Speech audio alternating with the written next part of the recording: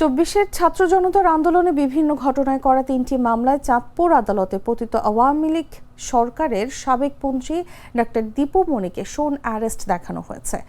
মঙ্গলবার দুপুরে চাঁদপুরের সিনিয়র জুডিশিয়াল ম্যাজিস্ট্রেট আব্দুল মান্নানের আদালতে ভার্চুয়ালি হাজির দেখানো হয় 3 মামলার আসামি সাবেক এই মন্ত্রীকে।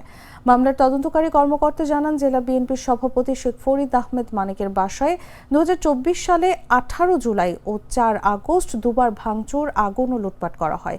এই ঘটনায় করা মামলায় 1 নম্বর আসামি দীপু মনি, তার নির্দেশে অন্যান্য আসামিরা এই ঘটনা ঘটায়। সেই মামলায় তাকে শোন অ্যারেস্ট দেখানো হয়। 3টি মামলায় আসামি দীপু মনির পক্ষে আদালতে কোনো আইনজীবী ছিলেন না। দীপু মনি নিজেই তার মামলার অভিযোগের বিষয়ে বক্তব্য দেন। আদালত থেকে জানানো হয়, 3টি ঘটনায় চাঁদপুরে সংঘটিত হয়। দীপু মনিকে এজাহারের নির্দেশ ও ইন্ধনদাতা হিসেবে দেখানো হয়েছে। আসামি বলেছেন তিনি জড়িত ছিলেন না। তদন্তের স্বার্থে 3টি মামলায় আসামির শোন অ্যারেস্ট মঞ্জুর করেন বিচারক। দীপু মনি বর্তমানে মুন্সিগঞ্জ জেলা কারাগারে আছেন।